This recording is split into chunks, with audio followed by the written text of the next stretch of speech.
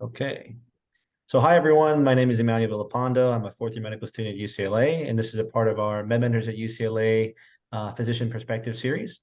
The goal of this series, again, is for us to be able to talk to physicians from different specialties, gain their perspectives on how they enter the specialty, their day-to-day in the specialty, and what they really enjoy most, and to kind of be able to share that with pre-medical students. During the COVID pandemic, we did have some difficulty with students being able to get a lot of clinical experiences. And so this is our way to be able to hear directly from physicians and kind of share those experiences with pre-medical students from UCLA and anyone else who's able to kind of listen in. So for today, our physician specialty spotlight will be family medicine.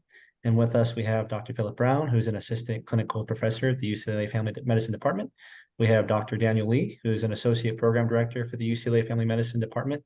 And we have Dr. Kathy Gomez, who's a resident physician for the UCLA Department of Family Medicine. So hi, everyone, and thank you so much for joining us. Hey, happy to be here. It's a pleasure. Thank you. So kind of our first question is, a lot of our audience and the people that attend these talks in our groups are pre-medical students. So the question I like to kind of open up with is there any experiences you had as an undergraduate or a medical student that you really feel compelled you or pushed you to pursue family medicine as a specialty? And anyone could answer first, and we'll kind of just go around so that everyone can give their perspective. I guess maybe Kathy, if you want to go first, since this is freshest in your mind. Youngest Okay. and oldest. Yeah. I'm the oldest, so. Sure. I mean, for me, my dad was sick growing up, and they're immigrants from Colombia. So my first language was Spanish growing up. So I was on the other side of the curtain, actually.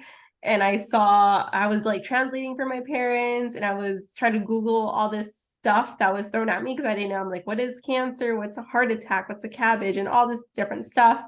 And then I kind of fell in love with pathophysiology. And I was like teaching my family about it. And then I loved the medicine that came with it and how my dad was healed. And then seeing him from like a medical bed to back to how he was before was really impactful for me. So then that's how I decided to be a doctor. And then I just thought a doctor was a family doctor. I thought a doctor did everything. It wasn't until med school where I realized you could specialize, but I just want to continue to do everything and see everyone. That's awesome. Nice. Yeah. I mean, for me, I think it was really in medical school. I didn't know. I went to Howard University College of Medicine in DC, and I didn't know a lot about family medicine going in. But when I was on my primary care rotation, it was that continuity of care. Like I'll never forget. It was like my first patient that I saw there. It was an older African American couple, and I was like, "Hey, I'm like the medical student." They're like, "You're not just a medical student. You're a doctor. You're our doctor." And I was like, oh, I never really thought about that, and like realized like the weight and respect that they had for me. And then at the end of the month, it just so happened that they were having like a 1 month follow-up. So I got to see them again, and they were so proud of me, and they like hugged me. And I was like, this is what I want. I want to be able to see people through their entire lives and through the best and the worst times and manage so many different things and be an advocate for them. And it was that experience and being able to be a representation of what they may have never seen before. And I see that a lot as an African American primary care physician and family medicine doc, that there aren't a lot of people that look like me. And so one of my goals is to continue to change that narrative moving forward. So for me, I didn't start, I started medical school actually 35 years ago, which is a long time in the dark ages. So it's hard for me to sometimes remember back exactly, what transpired. But I would say even going back to way younger, I was always interested in becoming a doctor, even as a young, like elementary school, because I was interested in health and staying healthy, and then also interested in helping people. And so, just combine both of those, and that was a natural interest. And I'd say that when I was an undergrad, I shadowed a family physician, and that really piqued my interest into family medicine. And I actually went into medical school thinking I would like to do family medicine also, because of the variety. You see patients from all walks of life, all age groups, and so on. So that's what piqued my interest. And then as I went through medical school, it just solidified it, because I really enjoyed all the different rotations I went through, the different specialties, and family medicine allows you to, interface and dabble in all those different specialties. I think that leads really greatly into our next question. So from what I hear all of you, it's these experiences you had in your own family and your communities, and also being interested in that continuity of care and seeing a diversity of patient types. But is there like a scope, or if you had to describe the systems and types of cases that family medicine physicians carry, how would you describe the scope of practice for family medicine doctors? I'll let my attendings handle this. Since I'm a resident, I'm doing everything in the hospital, like OB, ER, surgery, peds, so a bunch, but I'll let the attendings take this one. I'd say it can be as like broad as you make it out to be. My significant other is someone who I met at residency at UCLA Family Medicine residency, and she does OB, does C-section. She teaches our residents and teaches 6 other different programs. Myself and others are doing or have done addiction fellowships, and so many other fellowships, sports medicine, etc. Palliative care. So there's so many different fellowships that you can do that can broaden your scope and skills. Or you could be a master of everything like Dr. Lee, who literally, I don't think I've ever asked him a question that he doesn't know the answer to, but he can tell you all of the amazing things that he's capable of as well. Yeah, I would say the nice thing about family medicine is that it is very broad. And if I could use an analogy, I would say that if we're in the Olympics, we'd be the decathlete. We'd be the decathlete. We're not the best at the javelin because we don't only do the javelin, but nobody says the decathlete, they're not a very good athlete. We participate in like 10 events, right? And hopefully we're pretty good at them. So as a family physician, you're very broad. You get to do a lot of things. And I would say half of what we do is acute care. So somebody comes in with whatever ailment that acutely they have, and we can deal with it, whether it's a sprained ankle or a heart attack. And then we also deal with chronic diseases that are ongoing. So we're doing, managing their high blood pressure, their cholesterol, diabetes, and so on. And we're doing preventive medicine. And some family physicians practice only outpatient, but some practice both inpatient and outpatient. Some do OB, some do procedures. Some in rural areas may be often in the emergency room, working there, or in the operating room, and so on. So it can be very broad depending on the setting you're in. I think that's another interesting point too, because at least in my experiences in medical school, you don't hear as much about family medicine and the procedure aspect. So I think hearing about the fellowships and learning about the specialty, you really see that you can get involved with procedures as well.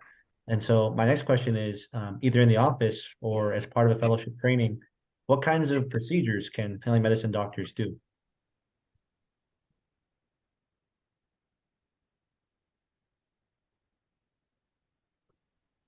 I'll take this one again first. So, by the way, Emmanuel, who's all In the audience, is it mostly undergrads or is it medical students too? It's mostly for medical students, but we have some first years also, MS1s. Oh, so it's mostly MS1s and undergrads? Yes, exactly. Okay, So it's about half or so, or? I'd say maybe probably more pre-medical students, just because of our audience is to help pre-meds to be able to kind more of. pre-med. Okay.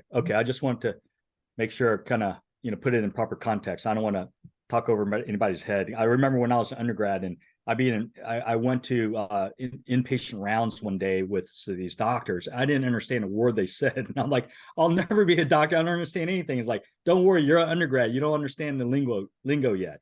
But anyway, as far as procedures go, yeah, family docs can do, again, if they're in a small town, there's some family docs that are delivering babies, they're doing C-sections. Even in a big town, as Dr. Brown said, his significant other is doing C-sections. But I would say the average family physician, the procedures they're doing mostly are outpatient. They're doing colposcopies. They're doing what we call lump and bumps. They're taking out small tumors and lipomas. Like I took out a cyst or a fatty tumor the other day. They're doing joint injections. They're freezing warts off and doing stuff like that. So suturing. So they're doing minor procedures, but sometimes in the smaller towns, they may be assisting in the OR on other procedures and so on. And so, again, depends on the setting. In addition to that too, like we do a lot in the inpatient setting too. Like we'll do like paracenteses, like thoracenteses, getting fluid off the abdomen for liver failure patients that kind of develop a lot of fluid in their abdomen area, and we can use ultrasound. We've taught the residents how to do that as well. We're using ultrasounds a lot more in clinics as well. I'm actually going to a conference in April that's going to be heavily focused on doing a lot more ultrasound kind of skills. And our sports medicine doctors are fantastic on teaching the residents a lot of those ultrasound based skills as well. So there's so many different things. Some things that some people find gross that I find very satisfying, like toenail removals. My significant other hates those, and I find them fascinating because if you can just completely numb up a joint like that, numb up an area. And my first one was on someone who was like severe anxiety. So not exactly the person you want to start your career on. But I think that if you can do it in that person, then you could do it, on anyone. And also plenty of suturing. I used to work, especially during the pandemic, I was working in a Cedars-Sinai urgent care in addition to what I normally do, and do a decent amount of suturing there as well. So all sorts of things that you really kind of get comfortable with over time. And even splinting, I don't know if you'd call that a procedure, but when like certain bones are fractured and things like that, it's really important how we splint those while we're waiting to try to take them to an ER or to see a sports doctor, an orthopedic surgeon, stuff like that. So those are critical skills that you pick up during residency here too. Yeah, and I would definitely say those are skills that when people think about what a doctor does, I think that a lot of pre-medical students would think about the casting or the kind of the procedure. So that's so cool to hear that ultrasound also is a big thing for PM&R, which I'm interested in. That's also something we're really big on. So it's cool to hear that other specialties also really embrace it and are pushing it forward. So that leads us to our next question too. So, I'm hearing about the diversity of different practice types. Is there a practice type or common practice type to family medicine physicians, or is it really broad and really varied in what kind of practice setting family physicians can practice in, or typically practice in?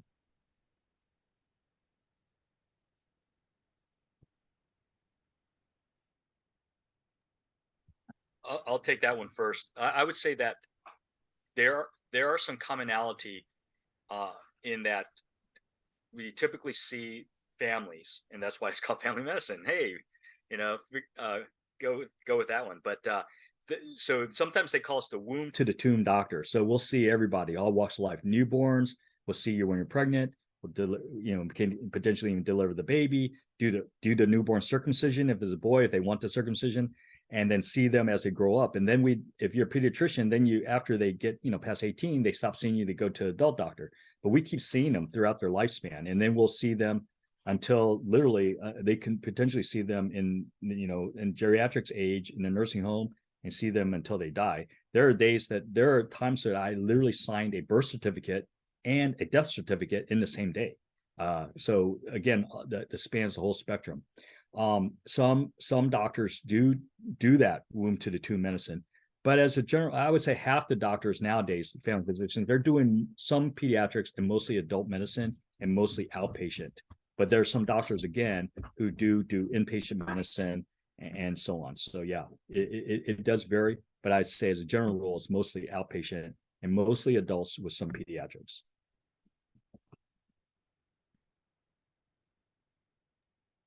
Yeah, I think he nailed it. I don't have no notes with that, but I just want to further echo that you definitely have some commonalities and in certain conditions, that you're treating with those like adult patients, things like diabetes, high blood pressure, depression, anxiety. Like my passion is in mental health, especially. And so just today I was teaching one of the third-year residents the nuances of bipolar disorder. And so like those are things that I think that we really pride ourselves in, is being able to manage some of these very serious but very common conditions. I mean, 1% out of the population to 1.6% have bipolar disorder. So it's something that you're definitely going to see as a primary care doctor. And one thing that I think we pride ourselves on at our program is trying to make sure that you come out of this program being able to treat and manage as much as possible and refer only when absolutely necessary for things. I think that brings us to another really great question too, is that given that family medicine physicians have such a broad spectrum of knowledge, do they regularly have to consult and interact and refer with other specialists and allied health professionals? Oh, that's fun. You really just connected those two, huh? I mean, I would also just to jump in there just quickly just to say that it really just depends on the attending or the person that is treating the patient. Obviously, we don't want to ever do anything that's out of our scope or that's unsafe. But again, like my passion is just, trying to teach the residents as much as possible so they feel as confident in many different things so that when you're leaving residency, you're leaving and trying to say like, I'm going in to do this because this is what I want to do, not because this is what I feel comfortable doing. We want them to feel comfortable in so many different settings. But again, I can't speak for other programs, but I mean, if you look at our program, for example, you would see that we go into so many different arenas, whether it's in the women's health space, with its sports medicine space, with palliative care, people going in and being hospitalists, others going into academics, which oftentimes you're walking those two worlds of inpatient and outpatient. So working in the hospital, but also working in the clinic setting. So, there's so many things that our residents do. And I think that that's a testament to the fact that they feel comfortable going into whatever. Even now we're seeing people going into more kind of research positions, informatics and stuff like that too. So they're striking out into even more unique paths, it seems, every year. That's fascinating. I mean, I didn't actually know, I didn't know how many fellowships or different paths you could go after family medicine, but I guess I'm starting to understand from talking to you guys that there really are so many different possibilities about how you want to, I guess, craft your specialty. Mm-hmm. Yeah, Then, I want to echo what Dr. Brown said, and also what I'll say too is that, I'll just give you an example. Let's just say you take the next 100 people that go that huge crosswalk on Westwood and LeConte, that famous crosswalk there. exactly what we talked about. And so all the UCLA people know about that one. And you take the next 100 people that walk through there, and the next time that they have to see a doctor, if you can name one doctor that could manage those next 100 people, the next time they had to see a doctor, the family physician would be it, because we're broad enough. But there's just no way that of all those next 100 people that had to see a doctor, for whatever reason, we can manage everything. Just because that just shows you how huge medicine is, and how many different diseases and complications and things that people will come down with. But the family physician could take care of most of them. But there's no embarrassment to have to refer. And the way I see it is the family physician is kind of like the CEO. We have all these other specialties that we can refer to help take care of the patient and our patient well. And so it is a team effort. It's not like we do this and that doctor and that specialty does this, that. No, I think we collaborate in helping the patient. And so some patients have such complicated medical problems and multiple medical problems. They have to see literally 7 different types of doctors to take care of them. And if that's what it takes, that's what it takes, and so on. But the family physician, though, they are in a good position to see many of them, manage them, but also know who to refer to and when.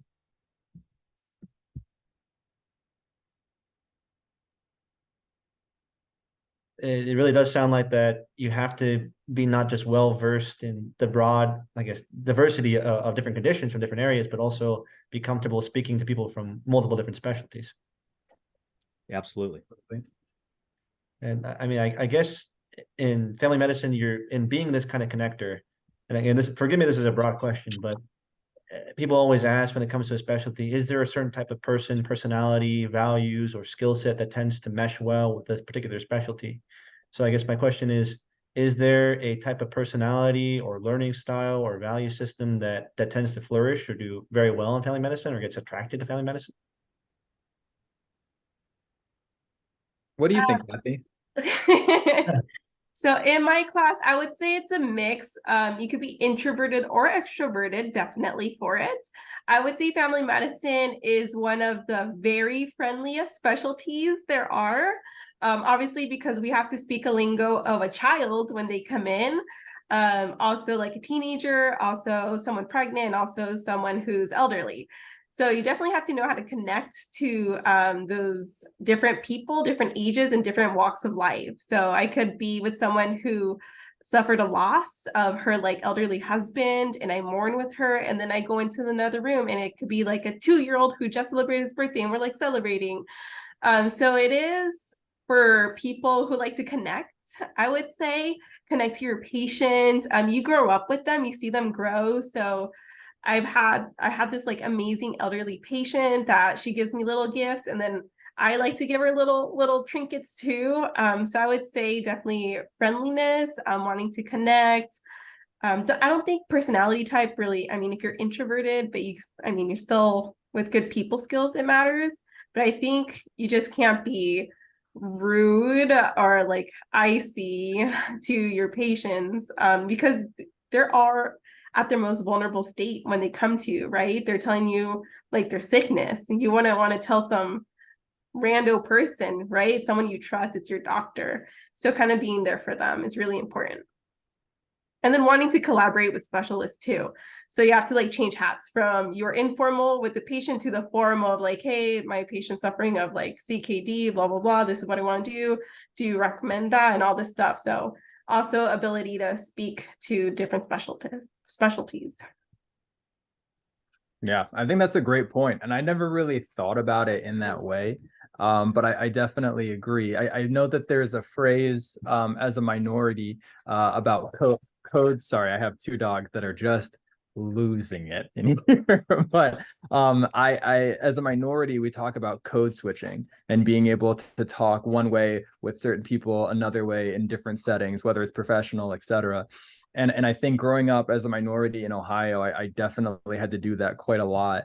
And I think that you do that in medicine, as Kathy eloquently put it.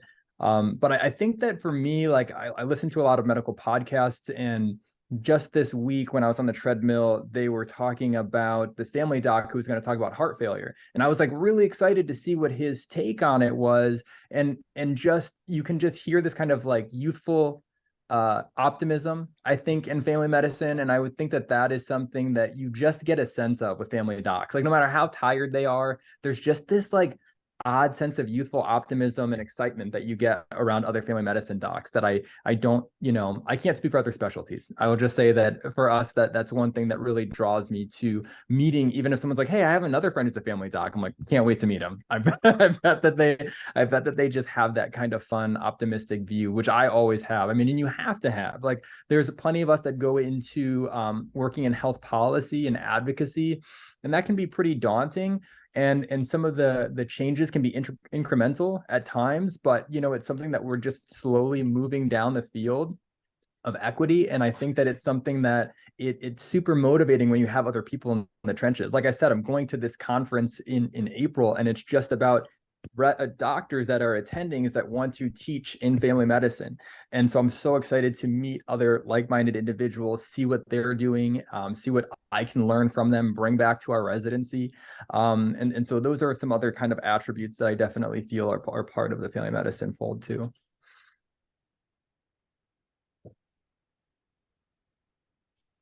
Yeah, I don't have much more to add. Those two, I love those answers. Those are great. And I would say the only other thing I would say about family docs, usually there tend to be people persons.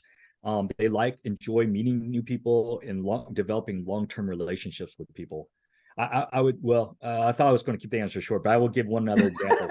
I was debating about going, one of the specialties, of course, I was debating about going in a lot of things, including surgery, even psychiatry, pediatrics, but I would say the one that gave me the most run for the money was emergency medicine. I was thinking about being an ER doc. And the reason why I want to do that was because, again, fast-paced, variety, all the different things that could come in, but it wasn't the long-term relationships. I would miss that because patients just be like another number to me. It would just like, I wouldn't even remember the patient I saw yesterday's name, but I remember that it was the appy in room 7. That would be what I would remember. And so I didn't like that as much. I didn't value that as much. I valued more the relationship and stuff more than the disease itself. I did want to jump in and add that we had 2 good questions from our anonymous attendees, and I didn't want to lose any viewership by not showing their attention. One of the questions was, what does the day-to-day look like for a family medicine physician or family medicine resident not physician. We've aged out of this question. But Kathy, I guess you can tell them what your day-to-day normally looks like. I read it as physician. I'm like, well, I can't answer that. Okay. So as Dr. Brown pointed out, residence day. So it truly it's very different every month, which is great for me because I get bored easily. So 1 month I was in the ED, I was suturing up people, I was casting people, a lot of viral URIs, kind of boring, but still good speaking to people. Then I was on OB and I was catching babies, I was first assist with C-sections. And then another month I was on inpatient, so people with CHF or coming in with appendicitis. So we're like diuresing, we're managing, we're talking to specialists for them. The other month, oh, hello. She just jumped in my lap. I don't know. Sure. And then another month I'm on pediatrics, both inpatient and outpatient. So residency for family medicine, you rotate with a lot of different specialties. And you could choose, this is like the nuances of it, like the programs, if you want to work with residents from that specialty or be unopposed and it's just family medicine running the hospital.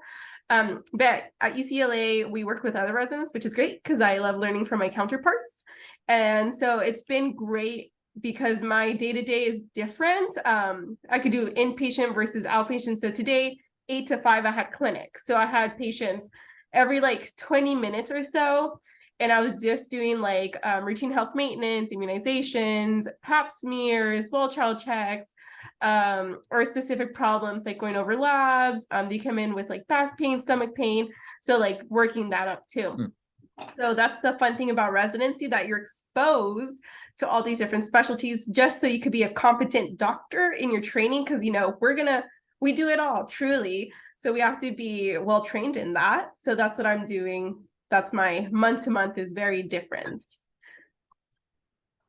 And the thing that I always tell residents is that after your second year, like halfway through your second year, you start to realize like you get comfortable being uncomfortable. Like you've been thrown in so many different unique areas. You're like, one day I'm counseling someone that they have a new, malignancy that we're going to have to do a surgery on. To the next day, you're, as Kathy said, you're in the OB, OR, doing a C-section. That you just get used to these new environments. And at a certain point, you can only go through so many environments, and then you've been through most of them and you're able to counsel. And I think that one of the things that's really helpful is being able to talk to your patients sometimes when they might be on the fence about a surgery, because a lot of times, and I think this is something that goes often overlooked, is that they will base their decisions on what you say, especially when they trust you well enough. They're like, I'm not going to have this surgery until I talk to my primary care doctor, until I know that they say that it's okay. And I think that, again, that is a huge weight on our shoulders. And we really, really want to understand the nuances as best we can of these other specialties and of these other surgeries, and what are the risks and the benefits of these things.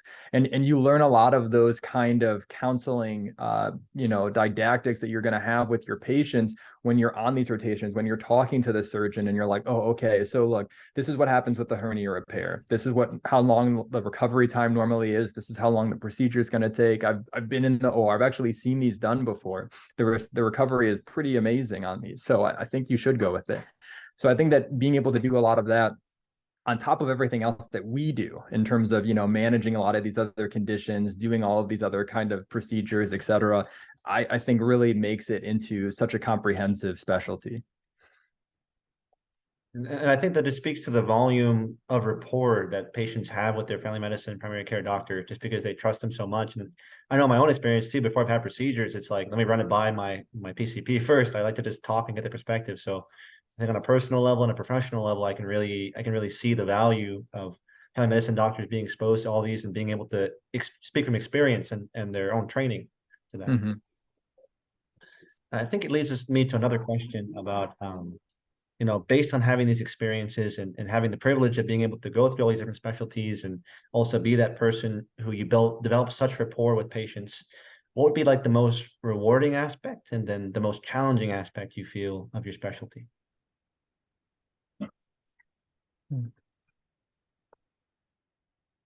So for me in residency, it's been full of amazing, rewarding moments, and heartbreaking moments. So one of the most difficult things is being able to be part of your patient's life, but also live through their heartbreak. So for example, on OB, I had this wonderful patient who was an undocumented immigrant who traveled from Ecuador to the United States. And during that time, she was assaulted by gang members and it resulted in a pregnancy. So that's why she was at the hospital. And I was with her through it. And it was really hard. Like I cried hearing her story and hearing her cry. It was really hard on me. But it was so rewarding because I knew what my family members went through. So I printed out a packet with common Spanish phrases to English so she could communicate, and then also a packet of like money conversion so she knew like the American currency. And I was able to have her have those things and answer all her questions and kind of be her guide in this new country she was in. Even though we were in that heartbreak together, she didn't feel alone, which was so rewarding for me, but also in that same sense heartbreaking. So for me, that's been the difficult part, living in their stories and like bonding so much because I'm very empathetic. But it's so rewarding because I am that person in their life. I was there. What an honor and privilege for me to be that point of contact for them.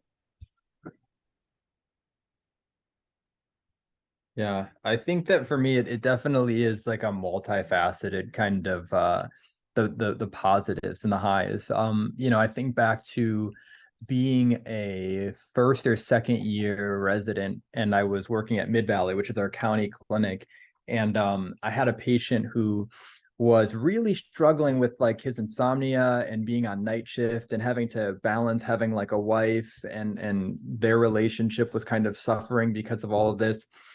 And out of all the three things that I'm going to say, like this was one of like the seemingly like smallest thing, but I was just like, what if I just like write a doctor's note for you that just says that you can't do night shifts and that you can just only do day shifts, and like let's just see how that goes for like a few months.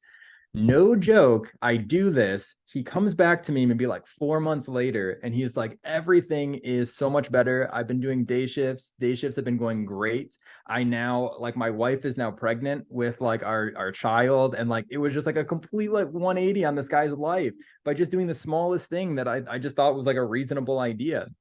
But I think, a bigger scale, like working at Howard, I remember seeing so many people when I was on surgery that were coming in as amputees. And I remember asking my surgery resident, I'm like, why are there so many people that just have one leg in DC, just like riding around in wheelchairs? And he was just like, diabetes, dude, and just kind of walked away. And I was just like, how is that possible? So that has been like a focal point and a goal for me, in addition to behavioral health, is the endocrinology, and especially focusing on diabetes management. All the residents know I'm very passionate about that, and I love working at Mid Valley because that's like a black diamond hill of difficulty in terms of diabetes management there. And so that's something that I pride myself on, is improving people's like, A1Cs and complete outlooks, because I've seen the negatives that can happen with that in terms of like, them losing their leg, losing their vision, etc. So those things are incredibly rewarding. And lastly, even just things like, again, behavioral health. I had one patient who really smart, working for a big video game company, and he just seemed to be not functioning to his potential. And I was like, honestly, like you might, like, based on everything you're saying, like it kind of sounds like you have like ADHD. And we started him on medication, and I treated his whole family too. His daughter was actually the one that I did my first toenail removal on. And his wife came in and was like, what you've done for my husband with that medication has been night and day. Like he's a completely different person now. And like having those experiences are just amazing. I have a wall with a bunch of thank you cards on it from different patients that I used as a reminder, because sometimes you're going to have your tough days. They're not all successes. And so I use that wall as a reminder that like I have done great things and there have been these great experiences, even when some days it doesn't feel that way. Yeah, for me, I would just give some general answers here. I would say for me, it's just because if I try to remember examples, there's like too many, and there's a million of them for me. But I would say rewarding. I kind of use this example like I feel like I'm the coach, and I'm helping coach patients through, and what they determine as their goals, their successes, what they want. And so let's just say I help them get their diabetes under control, and I'm super happy when we achieve those goals and stuff. So I hope I'm kind of like coaching them through, and as a coach would be, if their players do well and they win, whatever, the coach can be really proud. So those are I would say rewarding for me to work alongside the patients to help them achieve goals. And then the most frustrating thing for me is what's rewarding and frustrating for different family docs are different. But for me, the frustrating thing would be paperwork, doing a lot of paperwork. That's what we have to do. And then also access to care. So whether it be medications or even specialists in a timely fashion to get them to see, let's say you have a patient who has bipolar disorder, as I mentioned, it may take months before they could get to see a psychiatrist, and that's really difficult. And so access to care is another one, is what's frustrating. Yeah, I couldn't agree more. As soon as he was about to say what his biggest frustration, I'm like, I hope he says paperwork.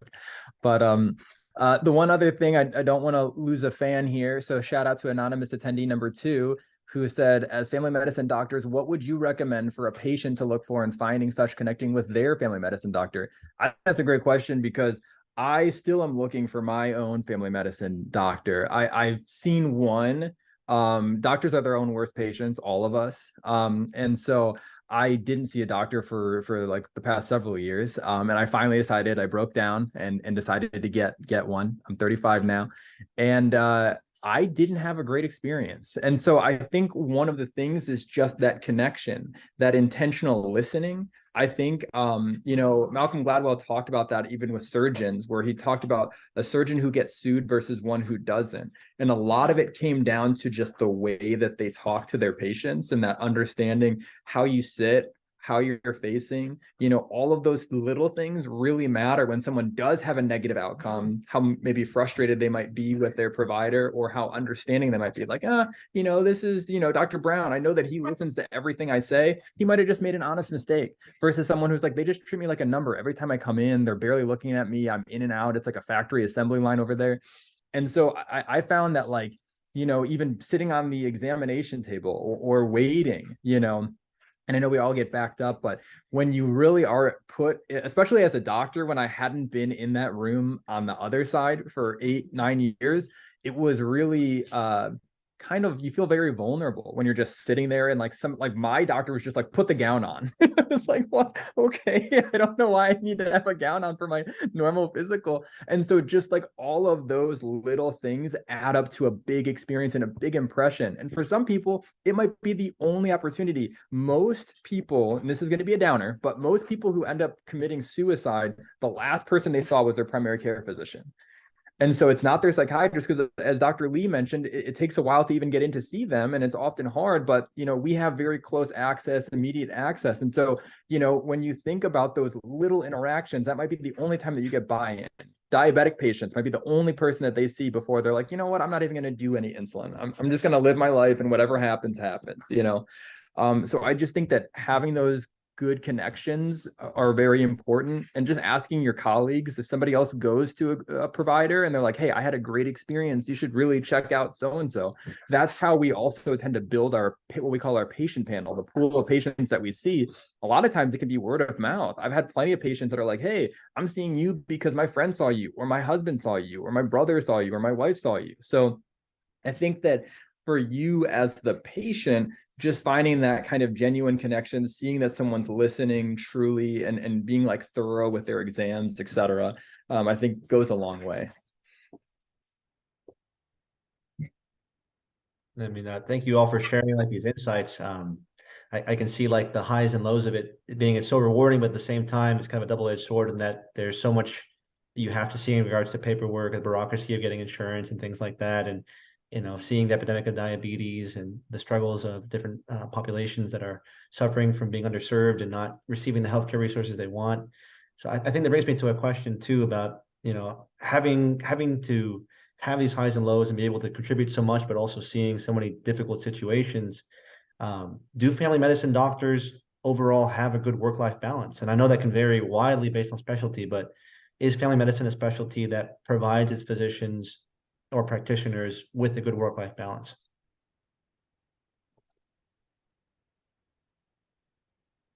Kathy, how do you feel as the second year, especially now that you have gotten out of the darkness that is all specialties during your intern year? I want everybody on this call to know intern year is hard no matter what you go into. Yeah, intern year was difficult because the learning curve was crazy. For me, I really care about work-life balance and mental health. After med school, you have to do a residency before you become like a certified licensed attending doctor. So everyone's going to go through residency who goes to med school. And it's really important to pick a residency or a place where they really care about you and your mental health, and you're kind of not a workhorse for the hospital. This program, luckily, they truly care about you to the point where we have to log our hours and we make sure we don't go over duty hours. We don't go over 80 hours a week that we're working. And if we're getting close, our PD program director helps shape our schedule so that we don't go over those hours. And then it's really nice because I've definitely been close to those hours and I've reached out, or I've been feeling really tired, long hours working, really defeated with some patients and their outcomes. I wish I could heal them all. I truly do. So it's really hard on me when I can't. So I go to the program director a lot, and then she helps set aside time. Like, for example, with that patient who was assaulted, I experienced a lot of other miscarriages in that hospital. So it was really mentally and emotionally taxing for me. So then the attending was able to pull me out of my other rotation that I was on to help me process. And she told me to spend time with my family to help process that. So definitely look for a program that really values you. And then for me, I make a conscious effort to try to finish my work at the clinic if I can. And then I try to be more efficient. So then that when I have personal time, it's just for me and my family and friends. So I'm not bringing work home. Some people, I don't know who likes to chart and likes to work, but I know in family medicine, we really care about our mental health and work-life balance. So this is a pretty good question for all of us. Yeah. Oh wait, Dr. Lee was getting in the answering position.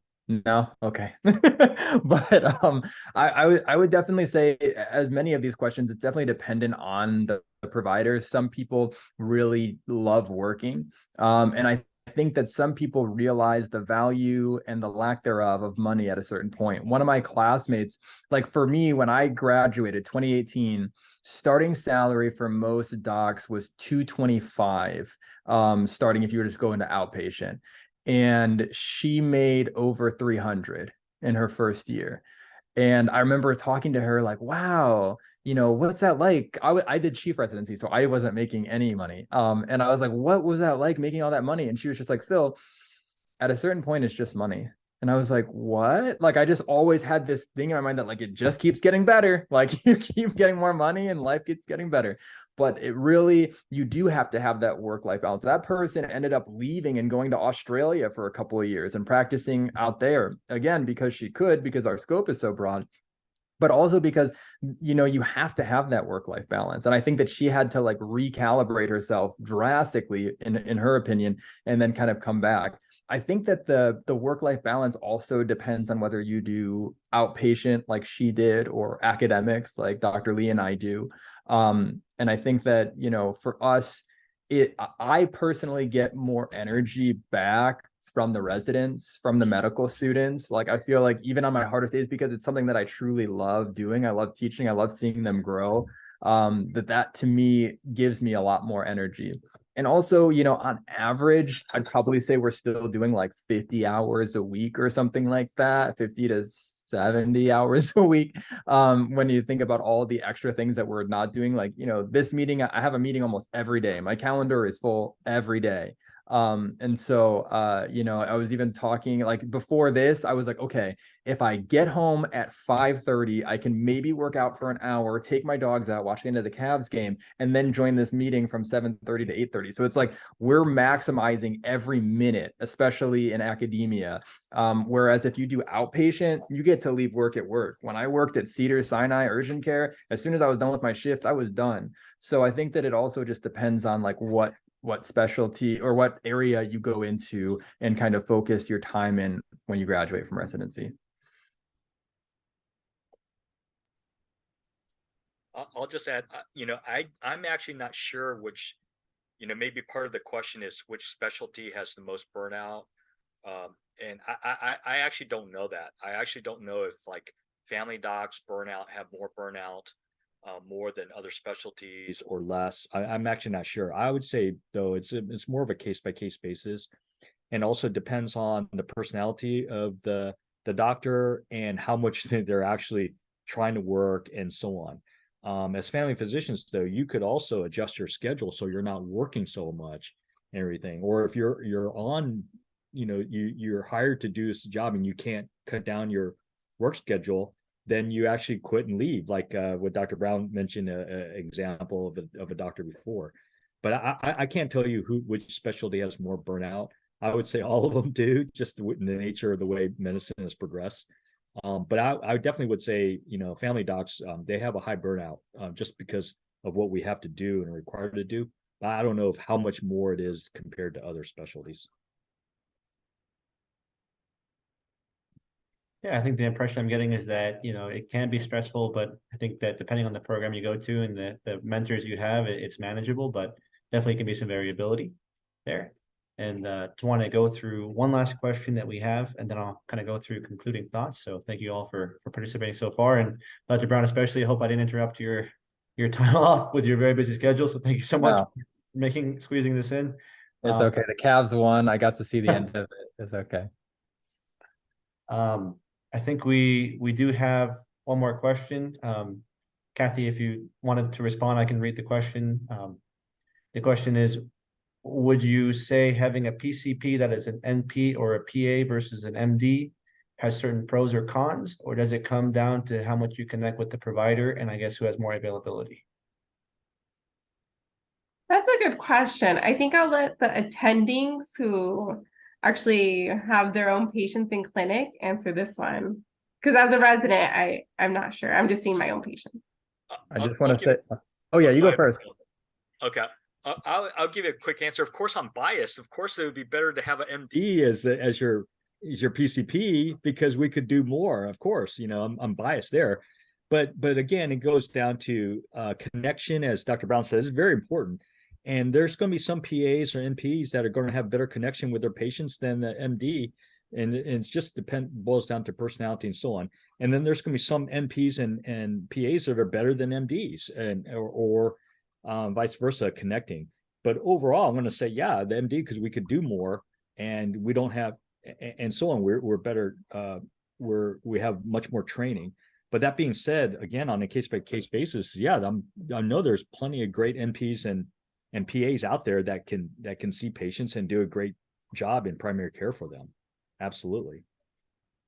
Yeah, and I would agree with that. I mean, one of my close friends, actually, we were in biology together, University of San Francisco, and she ended up being an NP down in the San Diego area. And she actually messaged me because she knows that I'm a family medicine doc, and I was giving her some like medical literature to kind of look up and be able to study off of, some great medical podcasts.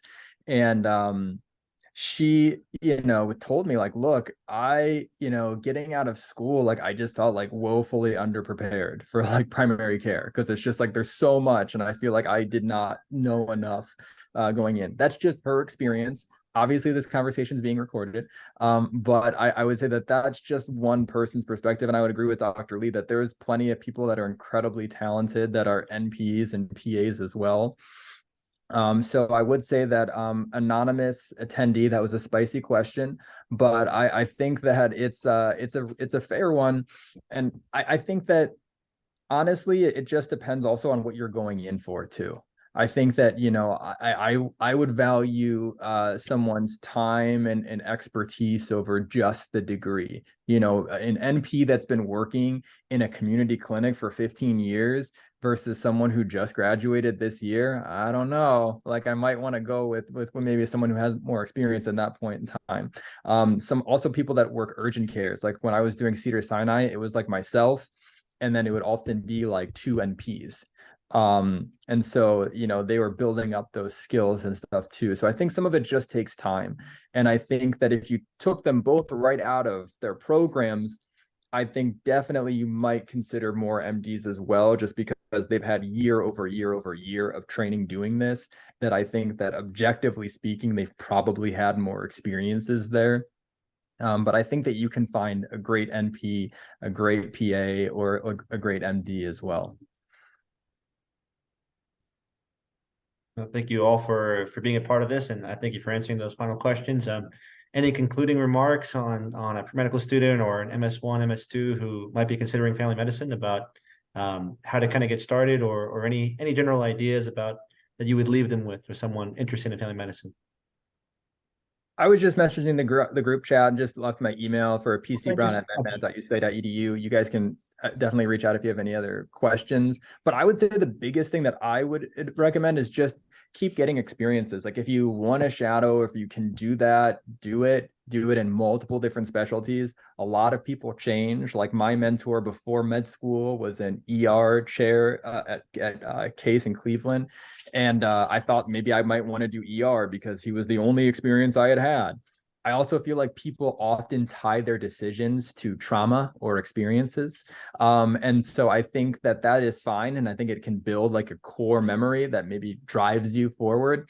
But I also challenge people to, like, you know, think broadly, be okay. Like I'm mentoring someone right now, and their focus was like, you know, they've had an experience with a dermatologist that was amazing as a child. And they're like, so I want to be like that dermatologist. And I think that's fine too, but just have as many experiences as you possibly can while you're making your decisions, so that you don't look back on it 10, 30 years later like, oh, I wish I had done X or Y.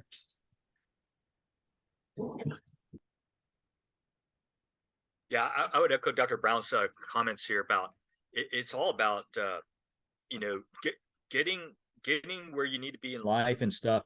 It really does take a village, and it's all about networking, meeting people, and so on. And in medical school, anytime you have a chance to talk to somebody who's a physician in that specialty, pick their mind. If, you know, obviously don't do it in a super busy that day, but they love to talk about their specialty and ask them, hey, I'm thinking about going into derm, or I'm thinking about doing this and think about doing this. And if when you're rotating through your family medicine rotation, you know, pick their minds and say, hey, you know, kind of like what's been happening tonight, and get a feel of it. And the more people you talk to, the more you learn about their experiences. It'll help you. Because a lot of this stuff you can't read in books and everything. You got to talk to people in person to get a good feel. And I think that'll help you out a lot. Yeah, I highly echo that, specifically for people like me who are first gen, come from underserved backgrounds, who don't have mentors or connections in this field. It's definitely possible. I know it's competitive. But again, like I asked my questions, like Dr. Lee is suggesting to people. I Googled a lot, I emailed a lot, I called a lot, just because it's my future, right? It's your future. So by doing that, I was able to, once I finished college, I went straight into medical school in my top choice, because I worked really hard and because I asked my questions. And it's not like I had anyone telling me what to do. Like I thought the MCAT was a paper and I like filled it out. Like I didn't know what it was truly. So I echo that, and you truly can do it. If it's your passion, you could 100% do it. Just keep working hard at it, because it is a lot of work. Not gonna lie, but it's so worth it if it's truly your passion. And then, as Dr. Brown said, my email is in the chat, so feel free to reach out. I'd be happy to answer your questions, and I wish you guys all the best of luck in your journey. And I did. Oh, go ahead. You go. Family medicine is so flexible that I'm gonna do global health, actually. So something like Doctors Without Borders, similar. Thank you. So I've done some work overseas already in like 3 or 4 different countries. So I want to continue that work as a skilled physician in all these areas. And the other one thing I just want to echo and repeat is just that really do, as Kathy said, what you have an interest in. The money will always be there. Like after a certain point, it really is just money. So make sure that you're doing something that you're truly going to enjoy. So I just want to take the time to thank our physician speakers for these really earnest, honest, meaningful insights and for taking time out of your schedules. And so with that, I'm going to go ahead and end this recording.